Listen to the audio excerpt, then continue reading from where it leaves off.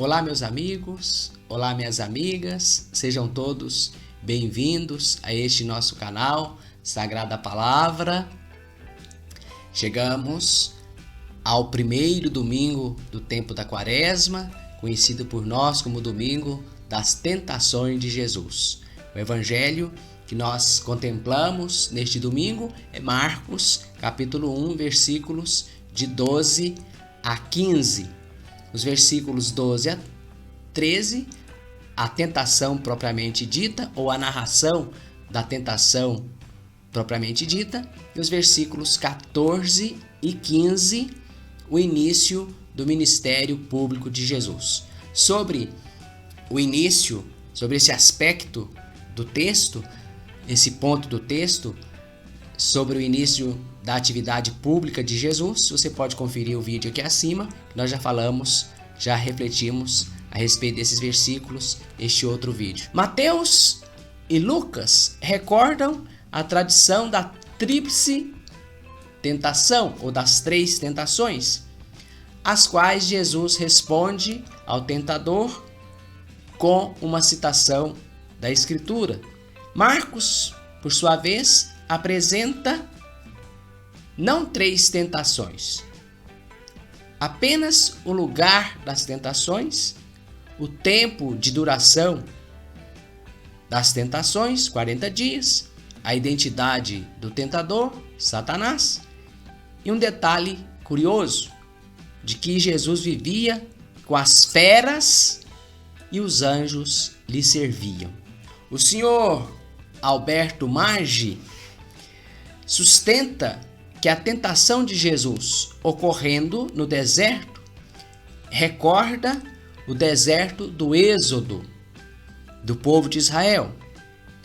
No Êxodo, na saída do Egito, Deus havia conduzido o povo de Israel pelo deserto depois da passagem entre as águas do Mar Vermelho. Em Marcos, imediatamente após sair das águas do Rio Jordão, Jesus, declarado ser o Messias, Filho de Deus, no batismo, é conduzido pelo Espírito para o deserto, o lugar da provação. Provação esta que o Senhor havia submetido o seu povo de Israel, o seu povo eleito. No Evangelho de Mateus, Jesus é tentado somente no fim dos 40 dias, enquanto que Marcos e Lucas, a tentação ocorre durante os 40 dias. A permanência de Jesus no deserto por 40 dias representa uma geração, a duração de uma vida. Isso quer dizer que o evangelista quer informar que toda a vida terrena de Jesus será em um deserto de tentações. Diferentemente do evangelho de Mateus, onde o diabo derrotado deixou Jesus, e diferente do evangelho de Lucas, onde se lê que, tendo acabado toda a tentação, o diabo o deixou até o momento oportuno, Marcos não diz que houve um fim nas tentações. Satanás, que não mais aparecerá como tal no restante do evangelho de Marcos, é, para este evangelista, figura de todos que tentarão Jesus a fim de desviá-lo do compromisso de fidelidade ao projeto de Deus. De modo particular, serão os fariseus que o tentarão, atuando como os agentes de Satanás.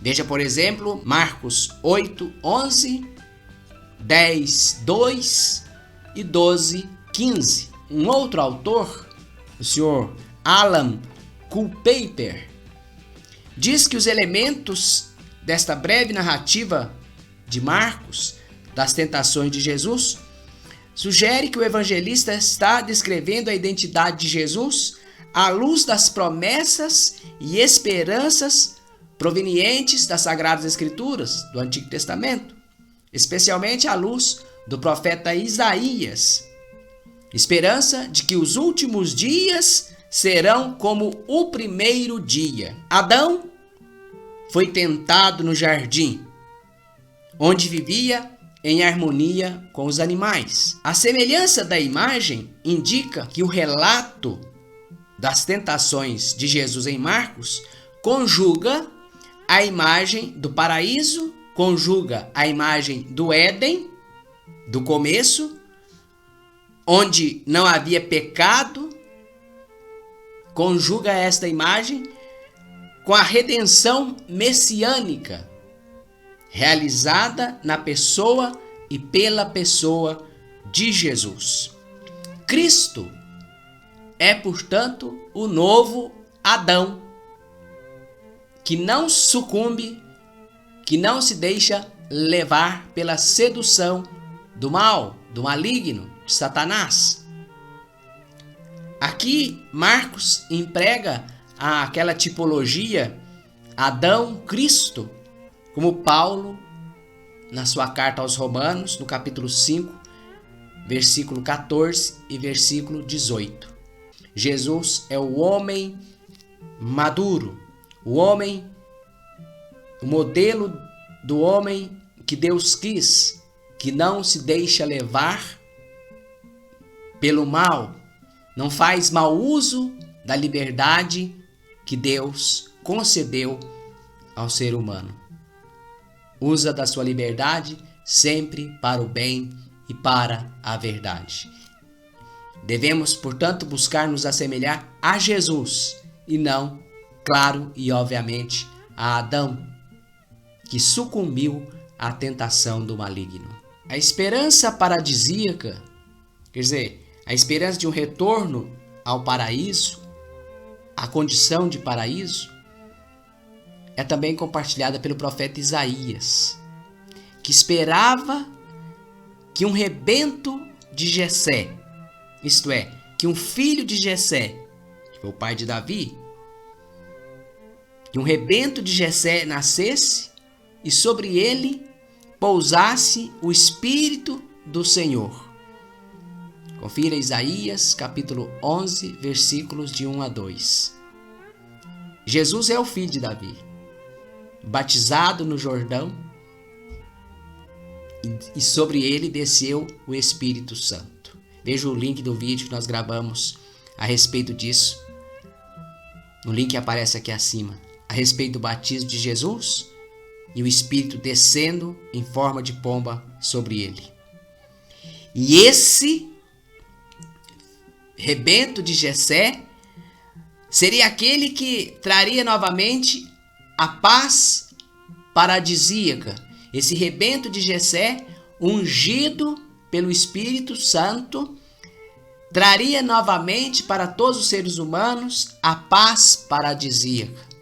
Faria com que os seres humanos retornassem à condição de paraíso. Continua o profeta Isaías, nos dizendo assim, ainda no capítulo 11: o lobo morará com o cordeiro, e o leopardo se deitará com o cabrito, o bezerro e o leãozinho, o novilho, andarão juntos e serão guiados por um menino bem pequeno, por uma criancinha. Uma criancinha de peito brincará junto à cova da serpente. A criancinha porá a mão na cova da víbora. Ninguém mais fará o mal.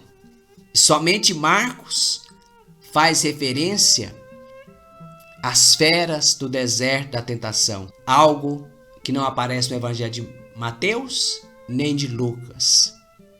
Jesus vive em harmonia com a criação que não é mais hostil, mas está apaziguada.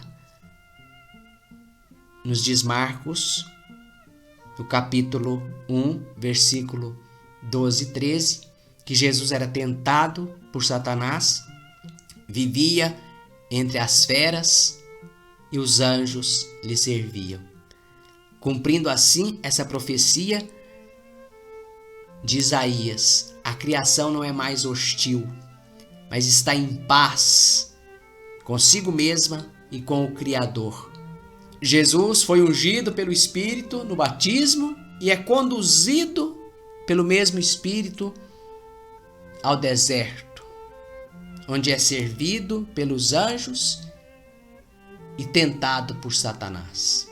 Conduzido pelo Espírito. Jesus será sempre conduzido pelo Espírito de Deus. Foi tentado por Satanás, porém conduzido pelo Espírito, servido pelos anjos. É sinal de que Deus estava com ele, Deus estava do lado de Jesus, como proteção, protegendo pelo Espírito, com o Espírito e servindo Jesus por meio dos seus anjos. Jesus, então, vence todo tipo de tentação e está pronto para a missão que será marcada por diversas tentações, como nós aludimos agora há pouco, por muitos que vão ser agentes do mal, querendo fazer com que Jesus se desviasse, com que Jesus desistisse da tarefa, da missão confiada por Deus. Até querendo fazer com que Jesus abandonasse a cruz. Meus irmãos e minhas irmãs, meu amigo e minha amiga, podemos ter a plena confiança de que Deus também nos conduz pelo Espírito Santo. Podemos confiar que Deus também nos conduz pelo Espírito no deserto dessa nossa vida neste mundo. Mas nós também devemos querer rejeitar todo tipo de mal que aparece em nosso caminho. Devemos fazer todo o esforço possível e até impossível para rejeitar todas as ofertas do mal. Todas as ofertas do mal que aparecem à nossa frente no deserto desta vida. Jesus é o modelo de ser humano autêntico. É o novo Adão. O ser humano que age e que vive como Deus sempre quis. Que rejeita todo tipo de oferta do maligno. Que não faz mau uso da liberdade concedida por Deus. Se lutamos por rejeitar também tais ofertas do maligno, se usamos bem a liberdade que Deus nos concedeu, a ajuda de Deus, a presença do seu Espírito na nossa vida, a ajuda dos seus anjos e, em especial, a ajuda do próprio Jesus, nunca nos faltará.